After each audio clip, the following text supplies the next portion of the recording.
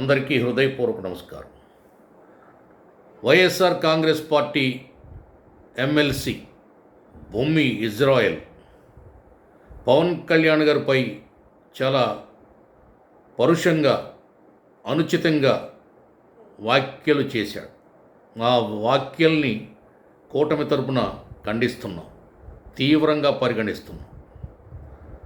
పవన్ కళ్యాణ్ గారు 15 ఏళ్ళు చంద్రబాబు నాయుడు గారికి పాలేరుతనం చేస్తాను అని మాట్లాడుతున్నాడు. పార్టీ పెట్టిన వాళ్ళు ఎవరైనా ముఖ్యమంత్రి అవ్వాలనుకుంటారు, కానీ పాలేరుగా మిగిలిపోతామని అనుకోరు కదా అని చెప్పి మాట్లాడాడు. తమ్ముడు ఇజ్రాయెల్, నీకెందుకు చెప్పి ఇంత పెద్ద పెద్ద మాటలు, వ్యాఖ్యలు? అసలు శాసనమండలి సభ్యుడిగా నీ పాత్ర ఏమిటి? నీ వల్ల ఈ కోనసీమకు ఉపయోగం ఏమిటి?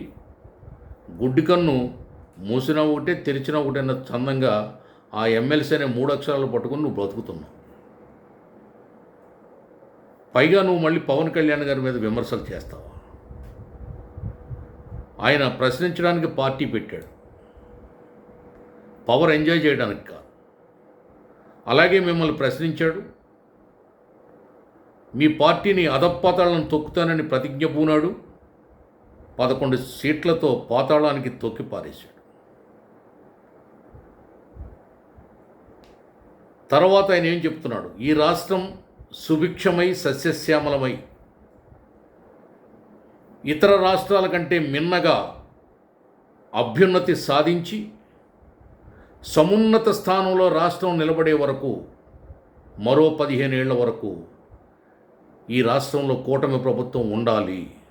ఈ రాష్ట్రంలో యువతకు ఉద్యోగాలు ఉండాలి, ఉపాధి ఉండాలి, మంచి విద్య, వైద్యం ఉండాలి, రాష్ట్రం సర్వతోముఖాభివృద్ధి చెందాలి, ఆర్థిక స్వయం సమృద్ధి సాధించాలి.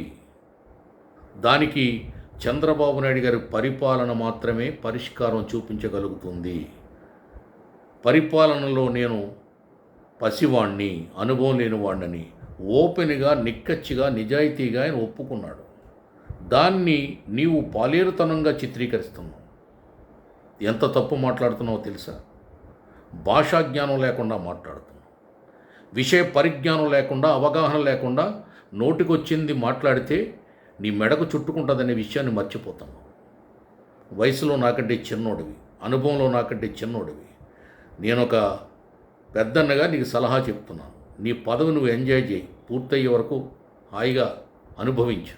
ఇటువంటి వివాదాస్పదమైనటువంటి వ్యాఖ్యలకి నువ్వు స్వస్తి పలుకు. ఈ రాష్ట్రంలో చాలా పార్టీలు పుట్టాయి, నీకు తెలియదేమో. లక్ష్మీభారత్ పార్టీ, విజయశాంతి పార్టీ, షర్మిల గారి పార్టీ, హరికృష్ణ గారి పార్టీ,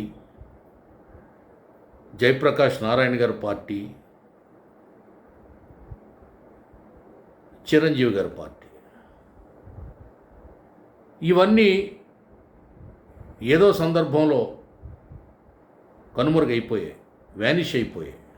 చిరంజీవి గారి పార్టీ 18 ఎమ్మెల్యే సీట్లు గెలుచుకుని కాంగ్రెస్ పార్టీతో కలిసిపోయింది.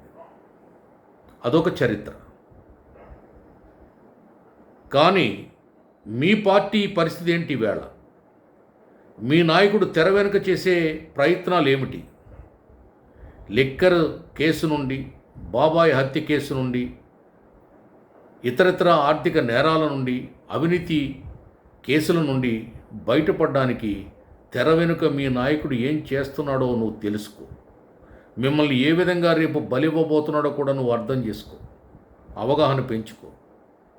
త్వరలో ఈ రాష్ట్ర రాజకీయ ముఖ చిత్రంపై నుండి శాశ్వతంగా వ్యానిష్ అయ్యే పార్టీ మీ పార్టీయే. అడ్రస్ లేకుండా గల్లంతయ్యే పార్టీ మీ పార్టీయే. మీ నాయకుడు జీవితం అంతా జైల్లో మగ్గిపోయి మీ పార్టీ ఇక్కడ ముగ్గుబుట్టయిపోయే పరిస్థితి దాపరించబోతుంది. అది తెలుసుకో. అంతేగాని ఇటువంటి వ్యాఖ్యలు పవన్ కళ్యాణ్ గారి మీద చేస్తే బాగుండదని సున్నితంగా నీకు హెచ్చరిస్తున్నాను. ఇటువంటి పెద్ద పెద్ద మాటలు నువ్వు వల్లించడం మానుకుంటే మంచిదని నీకు హితవు పలుకుతున్నాను. Thank you. జై తెలుగుదేశం, జై జై తెలుగుదేశం.